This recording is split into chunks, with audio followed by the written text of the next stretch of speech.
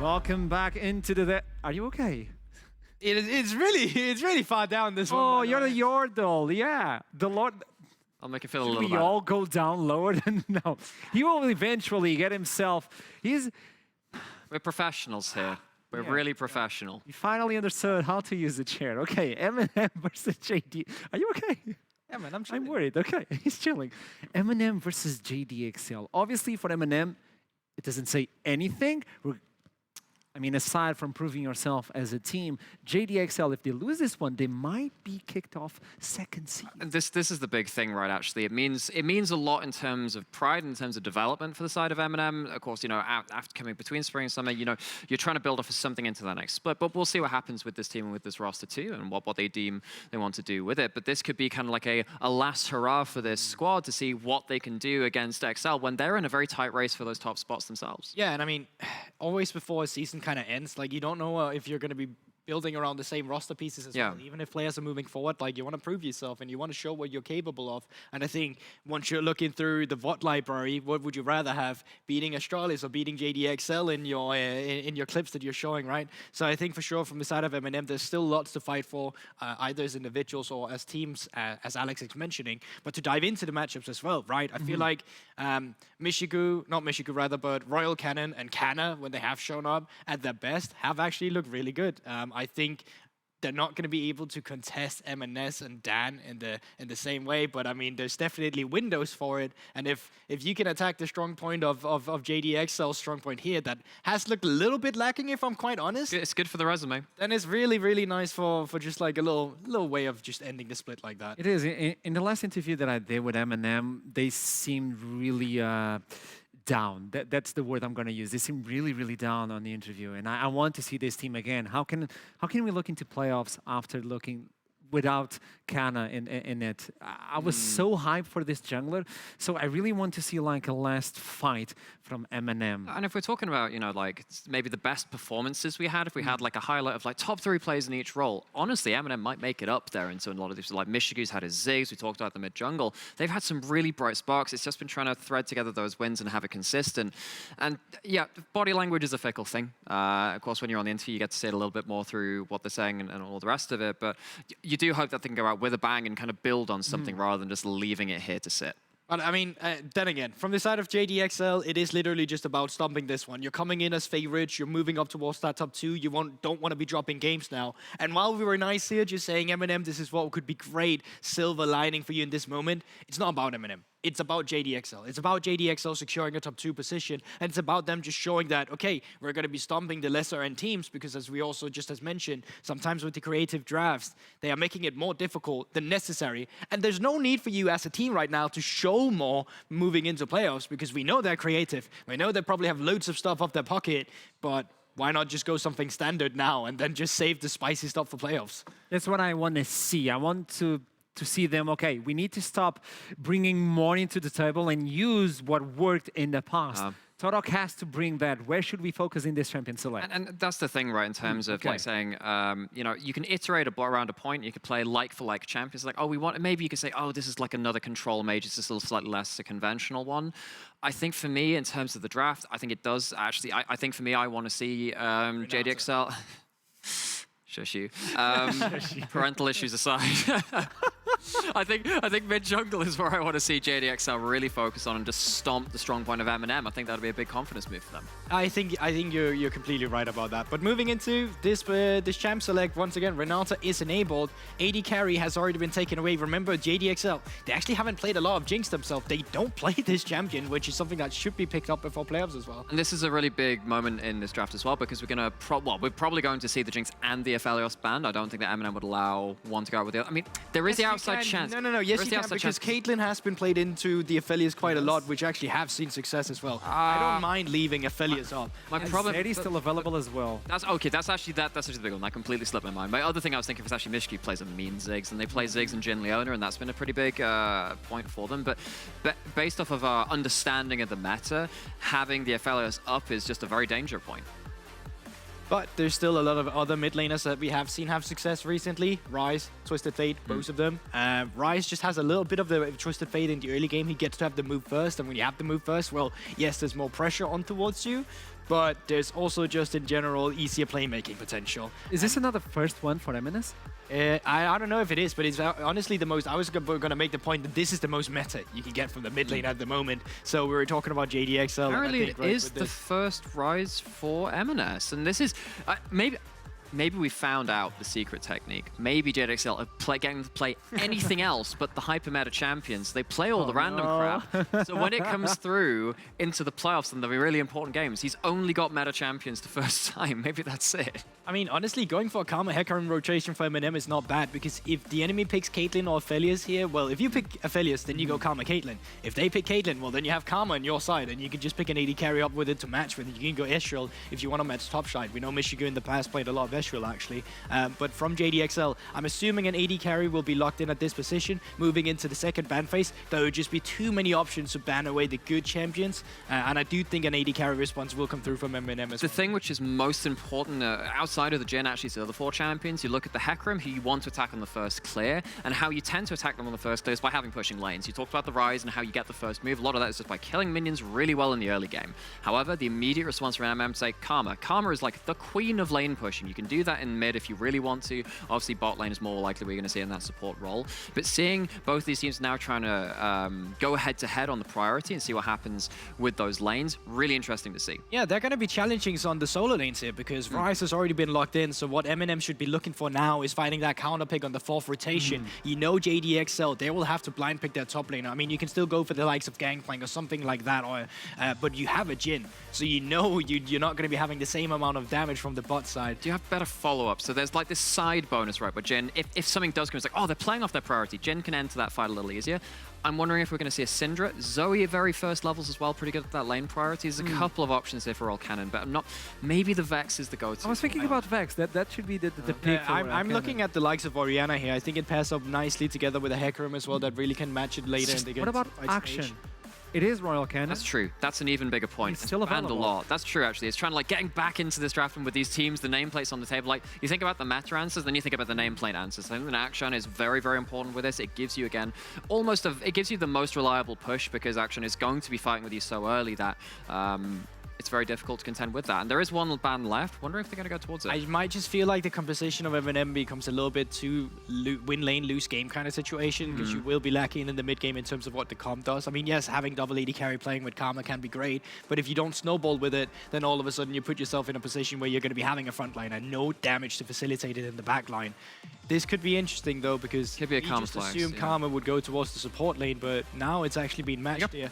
And do I agree with this? I'm not actually too sure, because now you get the counter pick on support here. You get to put MNS, or not. You get to put Samulek in a decent position, but Leona is always great out of lane anyway. But also think about this, right? Rise, when you're going tank build, not that high damage. Viego needs someone to die first before he gets a lot of damage. Jhin also not the hyper-scaling AD carry. And I mean, throughout all of this, I mean, Aphelios has been left unpicked, it's been left unbanned, and you're sat here now with a very low damage composition from JDXL when you've got Karma Shields in a solo lane, buffing up someone like a Hecarim that gets so ungodly tanky. Leona too. I feel like MNM are going to run out, they're never going to run out of shields. Yeah, but it's also getting to that point. I mean, you had an opportunity where you had counterpick realistically for 4 and 5 here. Now, you can be attacked on top side by revealing, but okay, this is an interesting pick. There's not a lot of lanes to play for right now. It's going to be difficult for JDXL to play down towards the bot side. I'm assuming Karma will go all top, push for Viego. Then Graves will also be up there. And then in the mid lane, well, you don't know if it's all push yet. And then in the mid lane, it's really going to come down to MNS to have that push in the early game. I mean, so much AD from JDXL as well. And now with the counter pick to the top side, you can definitely deal with it. So we'll see actually what that last pick ends up being. Is the action that does come through. So forget about 5v5s. We kill minions here. We kill them really quickly. I think this is going to come down to a very back and forth early game about the junglers trying to get a leg up over each other. Yeah, and I mean, from the side of MNM, they just don't want to fall behind with what they have right now. Because 100%. Ezreal, I mean, he needs 2 to 3 items before he really comes online in terms of the damage he does. The action, he needs to take over from the laning phase as well. And the 2v2 itself is not as reliable. MNS can go face rush. It can be difficult for Cannon to run him down, try to get behind him.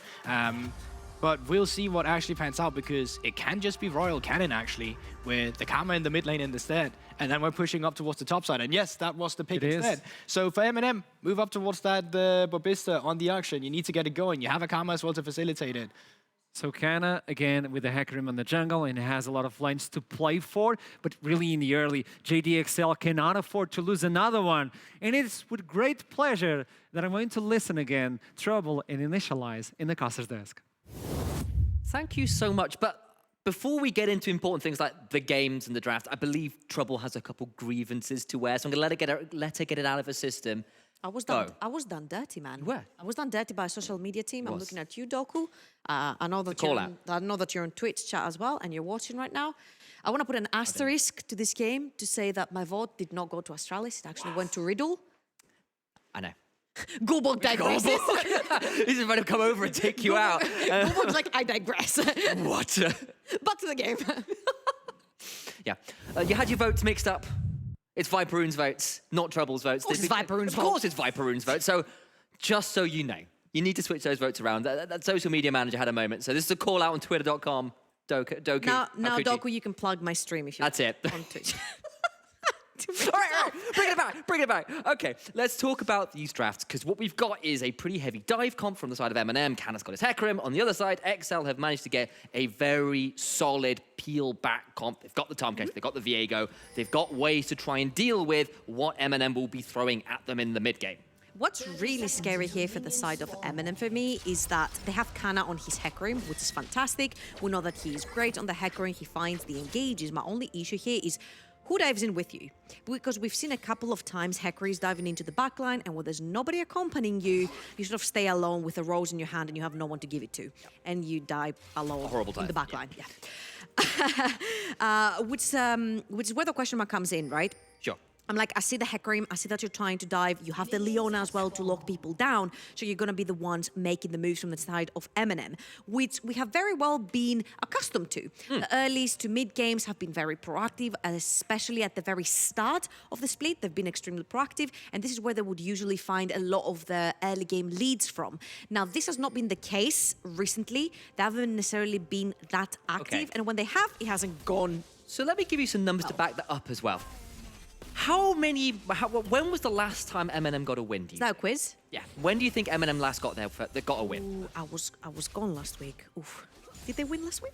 They did not. They are on a 9-loss streak. They have not won a game since the 31st of January. We are into March now. It has been a long time since MNM have gone an entire month. So yeah, they were 4-3. They've gone from 4-3 to 4-12. Things have fallen apart as the split's gone on for this team, and I like the fact they've tried to shift this up. They've gone more towards Bobista. They've moved Royal Cannon onto a little bit more of a utility pick here, which I don't honestly hate, considering he's been struggling a bit, honestly. He's not had the same impact we were praising him for in the early weeks on things like the Vex, which are paired up with the Hecarim. For sure, and I don't really mind playing the facilitator, especially in the mid lane, especially when you can speed up the Hecarim and everything to get this speed with his E, get into the back line. My only issue right here is that you're running a full AD comp.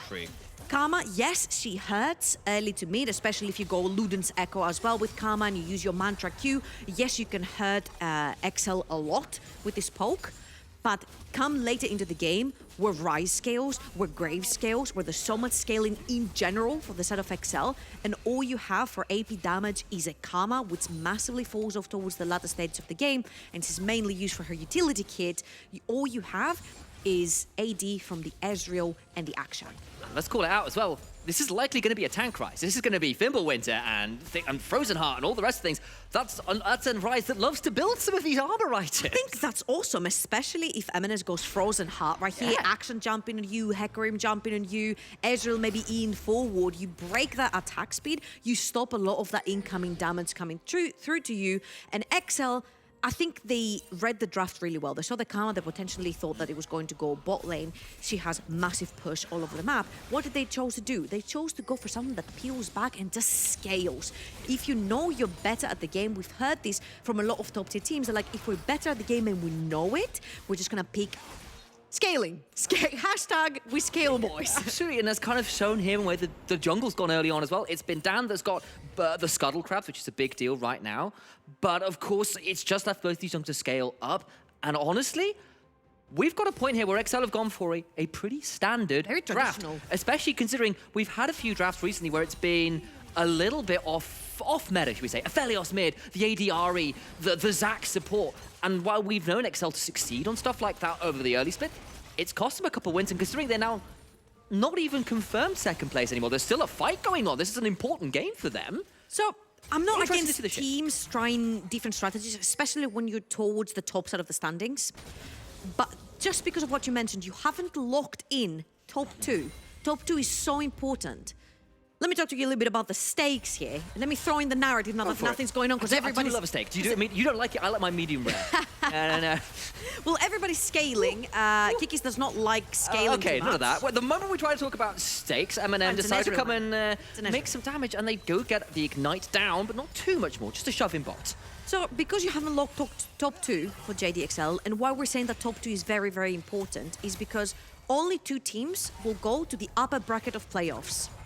Number 1 and number 2 seeds will play each other. The one that wins the best of series is guaranteed a ticket to EU Masters, whether they win the finals or not. And that's huge. If all you have to do is play a best of and you're locked in for EU Masters, it's such a big confidence boost. Now, JDXL cannot reach X7 because their head-to-head is 0-2 for XL. Pretty rough. But Yep. Bifrost can very easily snatch away XL's top two. And I think they definitely have to win both games here. And I think their draft is very traditional just because of that. Absolutely, and Babista continuing to be obnoxious, throws down the swing, stepping forwards. It's a good smoke screen to buy time. No ignite, but it's a flash forward for the auto. Go on, quick at it! And that last tower shot is just about avoided, but that was inches away from first Kryze blood walks in, Babista. Kana is around though. And it is around. This is second. He's got Ghost. But Kryze is there. He's got no idea. He could be in so much They're danger. pinging him. They're pinging him. You know, he's there. He stepped forward. He gets the collateral damage from the XP. But now Kana surely finishes this one up. I don't think as many True Grit stacks you're going to get. It's not going to be enough to stay alive. He's just trying to farm it out. It'll be a 1-for-1 in the end. But first blood goes towards XL's top laner. That was so well played, honestly, by Kryze. He sneaks into the bush. They do ping him, and he just stays hidden to get that experience off of the minion that just died. Pops the R onto Babista. And honestly, it's pretty worth, man. That was so well played by Kryze. Again, you see that Kryze loses the trade right here because Babista does have the range onto Kryze. And also, if you hide behind minions, the auto attacks from Graves will not hit you. And of course, right here, Babista on his way back to the lane, he's been hammered by those ranged creeps as well. So you see that all Kryze needed was 1 minion, I think, which dies right now, gets to level 6, dashes forward, boom. Ooh. Yep, and then of course there's the follow-up. The problem is, of course, for Babista, he doesn't Die a get hero, man. any assists from this one. It's fine, but you die a hero if you're Kryze here. You're like, I've done my I bit. done my job. I got my first blood. I stopped this top laner from getting like the free shove, like all the rest of it. It's great stuff there. And it is a tight early game. Slightly to XL right now. Kana has got to the level 6. We'll be able to steal away this blue buff, though Viego's going to be around. Could maybe steal that, not quite in time, and didn't want to think about flashing or ulting forwards there to force anything more. So Kana here was really quick because the second Babista gets back to lane, he's still gonna be pressuring Kryze. because he has the range. Yet again, we said that, so Kana can play towards the tops of the map because Bobista can actually roam whenever he wants. If a W now lands on MNS, Bobista can go in. He's just gone for a bit of a hook shot around the wall there, and there's a fight in bot lane as Zamalek taken very low. Great Zenith play. Zamalek trying to play through the minions. Oh, he can't quite get the last order, but a flash forward will secure the kill. It's a support for support kill trade there as both Tahm Kench and Leona secure their opposing numbers AD carry. Still some trading going on, but remember, of course, with that acquired taste passive can definitely do a little bit more damage in the extended trades there from Kikes and will force the back out of Dr. Chaos. I would like to see this replay again because I think Zamulek is being ignited, but he doesn't cleanse it quick enough. There was a couple of ticks that went off onto Zamulek, I think, and let's watch this again because Zamulek sees Mishigu E forward and he walks a little bit too far forward. Remember, it's level 6 that the Tahm Kench gets the Devour and he gets instantly ignited but doesn't cleanse it. Oh, he's used it already. He used it on the Shield of Daybreak, yeah. He holds the cleanse because Dr. Chaos is threatening him with Q. He's holding the Q on him, puts the Ignite down, holds the Q in front of Zamulek, and Zamulek has to make a choice. Do I cleanse the Ignite and get stunned, or do I tank 2 ticks of Ignite and then try to cleanse the stun? And just because of how Dr. Chaos plays this so well around the cleanse, Mishigu was able to put down the killing blow. It was Dr. Chaos because he deserves it. Absolutely. Did a really good job. Forced the cleanse early from that Shield of Daybreak. Tries to get out, but the Ignite comes down afterwards. The follow-up with the great stuff from the Leona. All the while, though, we are looking at, while it's 2-2 in the kill, it's still a slight gold lead to XL. From some of those laning stats, you can see it in the mid, you can see it in the top, where they have managed to get advantages from those minions as Mishigu stepping forward, but it is across a captive audience, and maybe got a little bit nervous there as level 6 is starting to come through. In fact, Dr. Chaos has got that advantage right now over Kikis, who's a little ways off that as far as I can tell, so if there was an angle, now might be a time, but of course down around the corner with the Herald they secured while all of that bot lane shenanigans were going on, would make that a challenging move. In fact, he's not backing yet. They're thinking about this. There's the Deadly Flourish.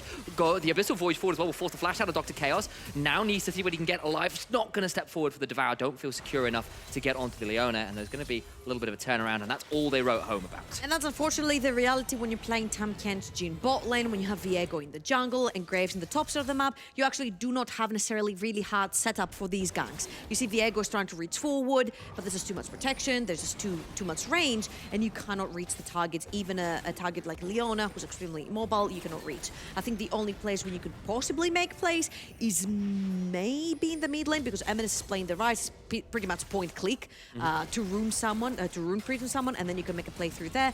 This is sort of the price that you pay for playing the Viego into a hard dive competition. Yes, you're having a great time when people are diving onto you, but when you're trying to pull off the ganks, it becomes a little bit hard to get that set up. You're better. You can see the intent. They're trying to bait Dr. Chaos, and they do get the flash out, and that's great news. But they're not really able to get too much more right now. That said, still got the Herald inventory, can still be used. They've got the first Drake, and they're thinking potentially here about sticking down the Herald in mid lane to try and buy some time for this dragon that'll be spawning in 25 seconds. So you can definitely see how that might be useful to buy priority in mid. I would say just get into the jungle right now, try to get some deep vision, and then go back as the Drake is spawning towards the mid side of the map, but they want to make a play towards bot. Oh, they see what they want to have the cake and eat it. Abyssal Dive will force the flash out of Mishigu. Dr. Chaos, remember, no flash, taken so low. Flash forward from Dan will help secure the kill with the Ignite from Kikis. That is Dr. Chaos who's put down for the count. Teleports are coming through, though. They're going to try and chase the Vistas here as well, alongside Royal Cannon. It's a 4v3 in the jungle. Flash out from MNS, trying to get away. But look at the onslaught of shadows. Only really lands onto Kikis, but he's got a thick skin. Gonna try and survive best he can. Comeuppance, not quite enough, but there's the Deadly Flourish from across the world alongside the Curtain Core. Will get a kill onto Canna. They continue to chase forward the turnaround as they tried to force the over chase, but really it was all a bait. And it's XL that come away with 3, make it 4 if you count Dr. Chaos with all the kills there. They're gonna drop the Herald as well, and Babista needs to think about getting out of dodge real quick. Yeah, they put down the Herald, so somebody tanks the tower while they're trying to hunt for Bobista. MNS is leaving the others towards the other side, though, and he might actually get spotted here by MNS. Oh, there's Revenge Orang gonna get... Oh, quite enough, and Babista gets the solo. So this is so worth it, honestly, for the side of JDXL. Look on the top side of the map. He's being pink. He's like, this guy is taking 4 turret platings on the top side of the map. He's playing the Graves. He's building towards the Hullbreaker. He's going to be an absolute nuisance to deal with on a side lane. Whilst on the other side of the map, we talked about this. MNM really like to dive, but this JDXL composition was perfectly curated to be dived upon. And they actually executed on that. They took the platings down the bot lane. They took 4 turret platings down the towards the top side of the map. And they're going to secure the second dragon. And this is beautiful stuff right here. You mentioned it yourself. They took Dr. Chaos's flash right here. They don't necessarily root reason, which caused a lot of people to overextend from JDXL, and this is why they thought from MNM this is the perfect timing to sort of try to make a play. Zamulek is far away from his team. He has been isolated towards the top side of the map. He does have the curtain call, though, to reach. And again, remember, Kana on the Hecarim. He's the only one, though, who can reach the backline. They're just so good playing in these peel-back scenarios. And honestly, Dan gets solo, he'll pick up a soul. He gets solo by diving forward, he'll pick up another soul. And all in all, it was a really, really, really good trade for the side of. The Bista threw the heroic swing as Dan went in vulnerable to pick up a soul, so the whole heroic swing was wasted. So much of Akshan's early damage from that ability is Amalek. Good Gale Force, but the Solar Flare afterwards forced to cleanse after. He's been slowed down by the Gale Force. Hop forward, secures a kill. Dr. Chaos is the one who picks it up. Nice pick on the bot side onto Zamalek. Honestly, that feels bad, man, though. The fact that it's a 2v1 and the kill goes to Leona, yes, it's a great pick. Yes, you get free push, but then at the end of the day, you need some power onto the edge. You need to start banking in on these kills because that's the only thing you have. If you look at the top side of the map, the tower is about to fall. Turret platings have gone down, which means that it's going to be much easier to take. It's going to be about 2 to 3 auto attacks from the Graves, and ultimately, you don't necessarily lose anything on the map unless MNS dies here. They're trying to zone him off this tower. Dr. Chaos is around as well, but MNS just stepping forward, doing so much damage. There's the Everfrost that roots Roll Cannon in place, but they're coming forwards anyway. He's got no flash and will go down because a solo killer trade. Of course he does. That's Eminence, baby. You got 3 people diving him. He's taking 1 with him. Look at the state of the map. Only now Mishigu has managed to crush a 2-minion wave on the bot side tower. Not much was lost right there. Eminence goes mid lane, he dies, but there's nothing that MNM take in return. Right here, there is no tower that they can take in return. And again, you see that Kana dives a little bit too far forward. Dr. Chaos is not there. A beautiful Everfrost will also stop Royal Cannon from advancing any further forward when Kana dives in. And by the time Dr. Chaos is there, the Q misses from Royal Cannon, which means that Eminence gets that slight 1 to 1.5 seconds to put the damage down to take with him Kana. Game of inches, and a reminder, XL still playing for that top 2. It is a Moonstone on Karma that has trouble. Your face feels quite unhappy with that, is what I'm going to say. I just feel like the composition from MNM is lacking a lot of damage. It's lacking a lot of DPS. Yes, you have Poke with Karma and Ezreal, but that Karma is playing support duty. It's not even a Ludens. Okay. You can't necessarily shove in that lane really, really fast. And Bista has found himself between a rock and a Graves. Yeah, he's going rogue, but I think going rogue might actually be a euphemism for going to an early grave. He gets solo killed by Grise. If he was going rogue, Rogue at the top of the LEC, so he's not quite managed. Yeah, he would play on. Right, there's Rogue. As Kana is not very tanky, he dies. Remember, that's a Trinity Force on that horse, and he just goes down a bit squishy. I understand you want the damage, but it's not gonna work. And XL now up 5,000, nearly 6,000 actually gold here in the mid game. They are looking closer and closer to getting towards a second place spot. A reminder, they need this win.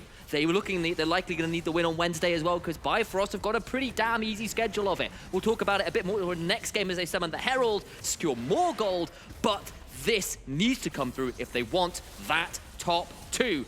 Dr. Chaos, they would like to try and stop it. They'd like to play spoiler, and they do get Kikis shut down. Of course, Dr. Chaos who picks up the kill again, though. It's 3 kills that this Leona secured. Not what MNM want to see if they want to come back in this game. This is a very important game for XL because they're playing MNM today and Riddle on Wednesday. And Riddle is going to be an even harder team to beat than MNM right here. MNM is playing spoiler. Riddle was already locked in playoffs, and they do want to take down XL in that top 6 spot. So XL need to win absolutely all of their games this week, and then they have to pray Bifrost lose one of theirs, so they don't knock them out of that top 2 spot. So far, JDXL have been doing great. Look at all the bounties accumulating, all the JDXL members. It is going to be actually the Eclipse with the whole breaker right there, and not the shield wall, with something new that we haven't necessarily seen before. I mean, if we have seen it somewhere, I'd like to know. Eclipse for sure. We have seen it. So Licorice did it in the LCS when he got absolutely stomped in lane and realized he couldn't play lane anymore. So he basically did it to say, look, at least it's where I can throw an ult in team fights and be useful still. Honestly, I think the purpose behind the Eclipse here is because Shield Wall versus Eclipse, yes, the Eclipse also gives you a bunch of lifesteal and it gives you a shield, but it makes you a lot more bursty on the Graves. And I really like that, because who are you going to play against in the side lane? You're going to play against an Action who's pretty squishy, and that Hecarim, you said it yourself, he has Trinity Force. Yeah. He dives you can flash away, you can ult away, but you can also put down the damage. You've got the lifesteal, you've got the whole breaker that will keep you alive with the extra defenses. Here we go. So I really do like this. Wait, MNS gonna get his Realm Warp interrupted, gonna try and trade out best he can. It's a lot of damage onto Babista, but now it's a 1v4 for this top laner. Cries, trying to make his way out, gets a flash, doing as much damage as he can, can't quite get the kills. A tower at juggling, he's still pretty good, and he brings it back!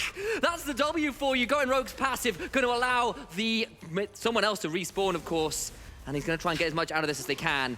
Now Babista doing his best to get out of here. Roll Cannon gets knocked up by the Abyssal Dive, though, and when you look into the Abyss, it stares right back. Kickers gets the kill. It's a 2-for-2 overall. Yeah, but I think Kana really wants more. Babista's moving forward. E4 from Michigo as well. Gonna try and do their best. Babista stepping forwards, does manage to get a lot done with that heroic swing. Kickers in trouble, and MNM starting to punish some of these attempted saves as True Shot Barrage secures a double for Michigo. Very well played right there from MNM. You know what they say, if you overextend your hand, if you overstay your welcome, you're gonna be slapped, you're gonna be punished, and that's exactly what... Wait, it's not done. That's the Everfrost, and MNS looking for a solo. Second of the game. Okay, these bushes up the top side of the map are very dangerous from Babista. This is the second time that he has been done dirty from these bushes towards the top side of the map. And again, I got really excited because I thought it was actually the Graves on the top side of the map, and I'm like, now you can showcase how strong Homebreaker and Eclipse is. But guess what? Still does it here. Exactly. Rise pops in right after on the top side of the map. 1 versus 4. Honestly, if he wasn't hit there by the Mantra Q from Royal Cannon, I think he could have taken more with him. Zamalek is going to end Leona as well, and Kikis is just going to move forward. The problem here is that because Kana died at the very beginning and he gets released from Action's passive, which brings him back to life, means that he can sprint it all the way through the top side of the map and get back into this fight. Meaning that Samulek and Kikis are caught off guard because Michigo is on the flank as well. That E4 was really beautiful as well. Lands the W, and then Kana helps Michigo take down Kikis, and then a beautiful snipe. At the end of all these series of plays... Babista right now must be so mad because look at that. MS is just No. letting the wave pass. There is no vision whatsoever. Overload. EQ. Thrice special. Gets a lot done there. Spell Flux and Overload, when you get to machine gun it, is pretty obnoxious, it turns out. Goodbye, dear Babista. We knew these well. Thank you for the sound effect. That's pretty Welcome. At the end of that play, by the way, the only person left with Flash at the time was Dr. Chaos. Dan's has just come off cooldown, so that's now available, but so many summoners burned, so many people now available to either be dived onto from both of these teams. Gotta see what happens now with Baron as It's the Fnatic bush from Eminem. They are gonna try. The thing is, we talked about this. JDXL doesn't necessarily want to be moving too far forward. They're just setting down the vision wherever they think is safe, and they're just waiting for MNM to pull the trigger, because ultimately it's gonna have to be MNM pulling the trigger for this place. They're the ones having the Hecarim, they're the ones having the Leona, and they might have found themselves prey. Ooh, just about. There's the Deadly Flourish afterwards, but it's just gonna be a little bit of territory control, we'll call it. Just trying to defend these bushes, trying to keep at least a line of vision into the jungle, as Babista's now going to be spotted, and Christ is going to go, I'll take a couple autos. That gets an end of the line off the turret as well to chunk Babista down to half. Of course, does have the Immortal Shield Bow. But M&S and Dan, between these two champions, can do quite a lot of work on this Baron. They're going to try and two-man it. They know it's been started, but what on earth can... Wait, actually, Roll Cannon's backing. He's got teleport, but he's not going to be here. They're going to keep going. He's got teleport, but... Down to 3,000, he's not going to be there. They just rooted up Kana. He's not going to be there. Yeah, It could be a Baron. Kikis is not letting Kana move forward. Oh! I know. That was significantly louder in my ears than I was expecting. I didn't know we had. You weren't here last week. Yeah, you turned up last week. There you go. So yeah, there you go. Power play from Barn power play from JDXL. Now they have all the tools that they need to push forward. They also have not the longest range when it comes to their seeds, but look at Kana and look at Dr. Chaos' positioning, because they could be the two ones taking down members of JDXL. They're the two ones that have the power, they have the trigger in their hands for that engage. Can they find Trying, they do get a solar flip. It's only on to kick as Dr. Chaos, of course, has found out on the flank just earlier. Dan's around the side, but there's the Onslaught of Shadows. Doesn't really go that far. He's quite deep now. Kickers has got the thick skin activated, and Kana's gonna have to back away. His Cries heads in with so much damage. End of the line, and a collateral damage. Trying to bring down as many people as they can. Dan is on a killing spree. He is the man in this game. It's another one dead already. Miscue over the wall, but it's a 1 versus 3. Zamalek secures him, and XL are this close to securing a 13th win of the season. Mabista, he's getting teleported on. There's nowhere to go. And it might be in the lore that he gets to kill off Viego. In this game, he is absolutely being ruined by the king of the Shadow Isles. Honestly, I would honor Kikis right there as well, because he waited for MNS to land for him to get the kill. I would have yoinked that with my eyes closed, legit. I would just yoink that kill, because right now it's a 12,000 gold lead for JDXL. They have 2 powered up Baron lanes pushing into the base of MNM, and I don't think there is much that MNM can do right here. Their lack of damage is significantly showing right now. This Trinity Force Hecarim unfortunately didn't get far ahead in the early game, and we have mentioned it before, the early to mid games from MNM have just not been as strong anymore, and especially because you wanted to play towards the top side of the map, and it just didn't happen for MNM. It's just really difficult. Now, Dan is in a very good flank position, not necessarily to kill somebody, but to threaten. You have to be aware, which means that you go through the choke point of the mid lane, and Cries, because he's playing on that lethality boom Graves build, he's just throwing in the Q, throwing in the ult, taking more than half the HP of every member from MNM, and then everybody just walks in for the cleanup. Yes, they do. And you called it out when we came over to talk about the draft. You said, look, yes, there are some steroids. Yes, there are some amps to get Kana into the fight, but he's going in alone. And you saw him go in there, and the rest of the team got split off from him. And it ends up in this split fight where your engage doesn't really pay off. You're then being run around the rest of the map, and might be down to this last chance saloon as Kana's maybe looking for something more again. But over the wall, that's going to be Zamalek doing a lot of damage to this horse. Kikis is honestly his absolute nemesis this game. Absolutely. He has not allowed Kana to play the game, because I was about to say, who are you going to kill? The Graves, you cannot kill. The Viego, you can't kill. You look at the Rise, he has Everfrost, he also has Zhonya's. He has a second stopwatch, you can't kill. Who are you looking at? You're looking at the Jhin. Well, guess what? He has a Tam Kench next to him. You can't kill him either. Yes, you're going Trinity Force. Yes, the damage has to come from somewhere, but unfortunately, if Kana dies quick enough, then there's no one in the front line, because Leona dies too. I'll say that XL haven't actually built his tank because I thought they might. Oh my god, what? That's a damage. Rises. Babista takes a vast quantity of damage from this. That is some Graves. damage indeed. He's got 3.5 items. Alongside 2 levels in advantage as topside. Dr. Chaos going to try and step forwards on Sword of Shadows, but remember, this is going to be a very chunked out MNM to start this fight. Spectral more stuns up Kana. They're going to at least kill off the Tam Kench. That's one, but can they stay alive? God. My god, spell flux everywhere. MNS is going to try and kill them all. He's going to be a triple. Make that a double for MNS and a triple for Zamalek. The whole team is done. It's lights out for MNM. XL move to 13 wins. They decide to take the gloves off. It's a standard draft, and they are still looking to compete for second place. Be afraid.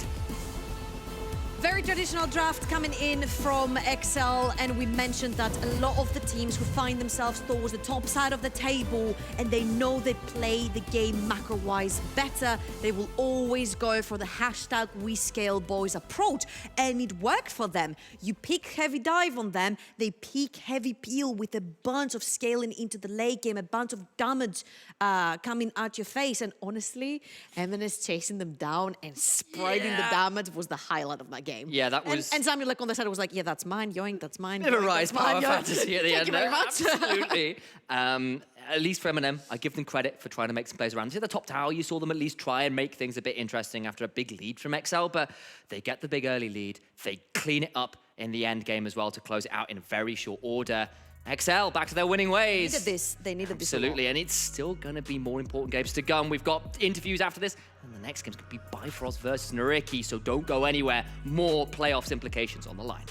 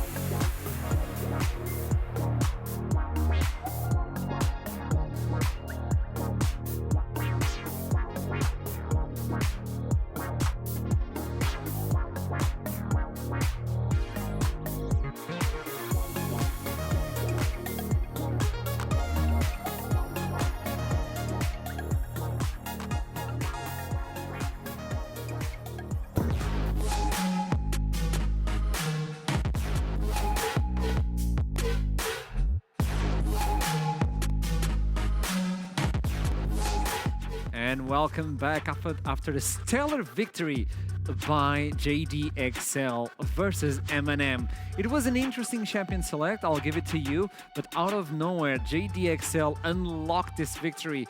And also, this is the most normal champion select we've seen from JDXL so far. So that is a question that I have for someone from JDXL side, which is going to be the top laner, Kreis, who's waiting for the interview. I'm just wondering if he's ready already.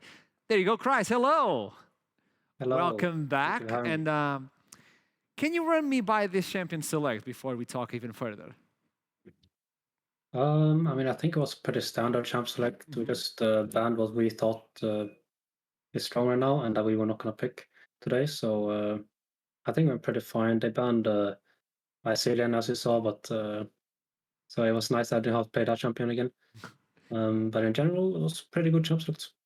It was the normal one, something that we're not used to by JDXL. Is this because the second seed is now in danger and Tarok is a little bit afraid and is resolving back to the normal champion select? Or you guys just want to play something more meta-wise? No, I don't know what happened really. We just felt like today we should probably play like this, and it worked out fine. But maybe next week you'll, or on Wednesday even, you'll maybe see something more spicy. But we will see. Talk to me about the top lane meta. We've seen a lot of Graves, we've seen a lot of Hull Breakers as well. People are now looking into Aatrox eventually, but it's mostly the same. Do you feel like the meta is a little bit stale right now for the top lane? I mean, there is a lot of Hull Breaker going on. It's getting nerfed next patch, or like, well, this patch, but we haven't really played on a new patch yet. So I think next week we'll probably see a bit more spicy meta, like probably like some Graves, some actually Grave got nerfed, so not Gwen. But I think the top lane meta is pretty stable right now. I think there's a lot of Norse and Graves going around, and that's pretty much all you see. So we'll see what happens, I guess. I'm talking because, as you told us, the patch is going to influence a little bit of the top lane. I don't know if it's going to be heavily, but I know it's going to influence as well. Do you feel that going into playoffs, this could be something that is going to affect your gameplay, or are you feeling comfortable with the meta that may appear in the future? I'm feeling pretty confident. I feel like Camille is slowly crawling back into meta as well, so I feel like that's a pick that's going to get picked a lot and banned a lot, and I am pretty good at Camille, I would say. So I think that's going to be quite exciting. But yeah, I'm confident, yeah. So no matter what happens, you feel comfortable with your champion pool. And let me ask you something. Yeah. You guys won now, which is really important for the second seed. Do you still believe JDXL will take the second seed? Yes, I do believe so, actually. I'm pretty confident we will. I hope we will, otherwise I would be really surprised, but I hope that's the case. A little bit surprised. Thank you so much for this interview, Kreis. Good luck for the next game on Wednesday, and let's see what happens. Thank you. See ya. Thank you. See ya. There we go. We were talking about the meta in the top lane. To me, it's really crucial due to the fact that Hullbreaker is going to be tweaked a little, more specifically for range champions in the top lane, to not allow them to explore way too much in that lane. I'm a top laner, so I feel the pain of the Hullbreaker meta, and I wanted to know more about this regarding the top laner, specifically by a professional. Now, looking into MNM, Michigo is with us for the interview, the AD carry for the bot lane of MNM after this game. We have a lot to discuss, so let's see if he's already with us for this interview. Michigo, hello, welcome back. Hello. Okay, lovely to see you with high spirits. The last time we talked, it was a little bit heavy. Obviously, it makes sense. But how is the team feeling right now after like a week? I'm still feeling really good, of course. So, why would I be down? There's no reason to. Tell me about this champion select. I found it really interesting that you guys dived so deep in terms of physical damage with only Karma in the mid lane, building Moonstone Renewer. Is this something that you guys prepared, or just went accordingly as the champion select went on? I think Karma is really broken right now, and generally Ezreal and Hecarim both deal magic damage as well. So I think it doesn't get that annoying also with Ezreal, it's very easy to stack armor penetration with Eclipse into Dust Whisper, but we didn't really get that far into the game. So, yeah, I think we would have enough damage. Yeah, because I think the team, when it got to the late game, it would be an amazing stellar composition. But until then, it lacked a little bit of damage. And specifically, I see MNM putting you as the AD carry in a lot of awkward positions where, okay, Michigo, when you get to the late game, you'll carry. But when we get to the late game, I don't know, but you will carry in the late game. Do you feel that pressure when you're playing AD carry with the picks that you pick? No, at the moment, it's not a lot of pressure. I just play my game, and if that's enough, that's enough, right? But a lot of the time, if we make it to late game, it isn't really up to me as weak side ADC. So I just do my thing, and I pray. I pray. I like it. One last question for you regarding this bot lane or the AD carry meta. Do you feel that the meta is shifting a little bit? Because I see a lot of, not unusual, but picks by you. Like, we're talking about the Ziggs, we're talking about the Ezreal. I like the way you pick, but do you feel that we'll eventually move out of the Jinx failures by itself, or it has to be tweaked? No, I mean, right now, hyper carries is just really strong, right? Because if you fuck up once, like even if you're playing Ezreal or anything into it, if you fuck up in lane and Jinx gets to snowball, then she is so fucking strong, right? So I think you can't really do a lot of mistakes in those kind of lanes to give opponents like big advantages. So I think they have to maybe get nerfed, or the meta shifting a bit away from like 5v5 comps or like more assassin style. Then obviously Jinx and Aphidios have a lot harder time to play. But because it seems really hard for the AD carry to play when you're making one mistake in Jinx. Okay, I have an item and now I can carry whatever I want. So thank you so much for the interview, Michigo. It's always a pleasure to have you with us. And I'll see this was probably the last time though, so yeah. Oh no. Sad. Oh, now I don't want to end the interview. I want to talk more, but I'm forced to end the interview right now, Michigo. You dealt me a curveball there. I mean, I don't know what's going to happen, but it was a pleasure watching you play this split. And if I don't talk to you again... it was a pleasure watching you talk, man. And I hope I can get to talk with you again in interviews, okay? Yeah, I will do my best. Thank you so much. And have a good one. You're a good AD carry, please. Thank you. Talk with you further on. See you soon. Yeah, see you, man. This was a curveball to my heart. I love Michigo, so let's see what happens in the future. But this is competitive play. You're never secured in your spot. Who knows what's going to happen? I want to know, but I don't know what's going to happen. I'm feeling a little bit anxious right now. But without further ado, I'm going to toss it to a break, and I'll see you soon after this one.